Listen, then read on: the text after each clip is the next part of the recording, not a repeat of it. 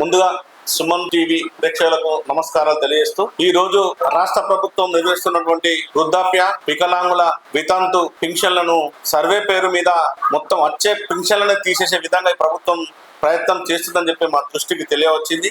మేము గత 2.5 సంవత్సరాలుగా బీఆర్ఎస్ పార్టీగా ఎన్నో అప్లికేషన్లు మేము మున్సిపల్ ద్వారా అప్లై చేసినప్పటికీ కొత్త పింఛన్లు ఇచ్చుడు దేవుడెరువు కానీ ఉన్న పింఛన్లను తీసే విధంగా ఈ రాష్ట్ర ప్రభుత్వం చేస్తుందని చెప్పి మేము భావిస్తా ఉన్నాం. మేము డిమాండ్ చేస్తా ఉన్నాం, పాత ఇచ్చే పింఛన్లను మీరు ఎంక్వైరీ చేసిన పరిస్థితి ఎందుకు వస్తుంది?